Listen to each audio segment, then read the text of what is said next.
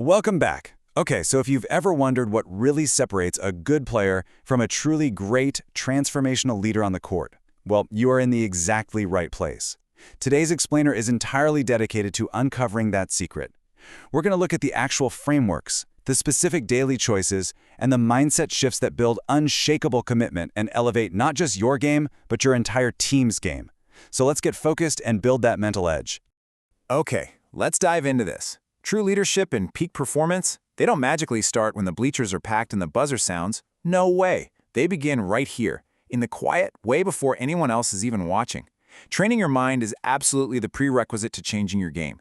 It requires the exact same level of gritty discipline that you bring to your physical conditioning. And you know, that internal training immediately impacts everyone around you. Because the core idea is simple but powerful. Your energy is contagious. It is literally never neutral. It's either acting as a positive force, pulling your team up, or a negative force, dragging them right down. As a leader, you are constantly transmitting a signal. So here is our locker room playbook for today. We're going to cover 1. The silent leader, 2. Lifting the team, 3. Game time checklists, 4. Navigating lows, and finally 5. The real test. Let's get into it. Starting off with Section 1, the silent leader, we are completely redefining leadership here. And this brilliantly illustrates a massive myth we all kind of fall for. We often buy into the idea that leadership is just about talking, right? Just yelling instructions in the huddle. But actually, scratch that. True leadership is body language. It's consistent effort. It's super fascinating when you think about it, considering behavioral psychologists estimate that over 70% of all human communication is completely nonverbal. Every single practice, your body language is literally teaching your teammates what to expect from you. If you slump your shoulders when things get tough, you're teaching them that you fold. But if you stand tall and sprint to the next spot, you're teaching them resilience. Leadership begins with the silent standards you bring to the gym every single day. Which brings us to Section 2, lifting the team, focusing on how we actively help others reset. To put this into real action, the source material gives us a specific Week 8 court challenge. It's this: encourage 3 teammates this week. But notice the key detail there. It has to be specific. You can't just clap and yell "good job." That doesn't cut it. You need to name exactly what they did well and explain how it helped the team. Something like, "Hey, great hard hedge on that screen. You completely blew up their play." That kind of hyper-specific encouragement, it builds massive trust. It proves to your teammates you're actually paying attention to the gritty details of their effort. All right, moving to Section 3, game time checklists. These are your essential protocols for pressure. So here is your before tip-off checklist. These are the controllables that prime your mind for battle. First, read your identity statements. Do a 3-minute visualization. Execute a breath reset to lower that heart rate. Say your specific cue word and lock in to play present. Checking off these boxes ensures you aren't just physically warm, but you're mentally armed before the clock even starts ticking.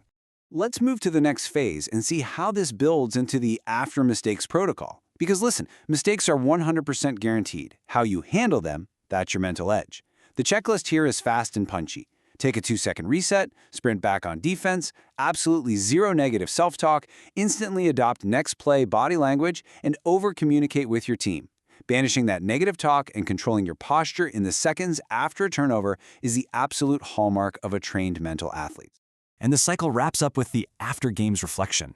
You know, just like you'd watch game film to study your footwork, you've got to study your mindset. Ask yourself the hard questions. What did I do well mentally today? Where exactly did I lose my focus? What mental routine will I definitely repeat next time? And crucially for leadership, what does my team need from me moving forward? This intentional review is exactly how you compound your mental growth, week after week. Downshifting just a bit for Section 4, navigating the lows. Because we need to talk about what happens when you're injured or struggling. Now, what's really interesting about this breakdown is how it frames adversity. When you're injured or in a slump, it feels like the sky's falling, mostly because of the uncontrollables, your playing minutes, your physical soreness, the results on the scoreboard, the awful timing of an injury. But look, you always retain complete control over your self-talk, your visualizations, and your supportive habits from the bench. You can do safe conditioning, you can dive deep into film study. Your body might be sidelined, but your mind, it can keep training. And honestly, that is how true leaders navigate the lows. And finally, Section 5, the real test. It all comes down to your game choices. You know, finishing the workbook, reading the text, watching this explainer, none of that means your mental training is complete. It just means you have the tools in your toolbox. The real test isn't whether you filled in every line on a page. The actual, real-world test of your mental edge happens the very next time you miss a crucial shot. The next time you feel that suffocating weight of pressure, or a coach yells at you, or you see a teammate hanging their head. That right there, that is the moment of truth. In that split second of adversity, the question is simple. Will you use your 2-second routine and actually reset?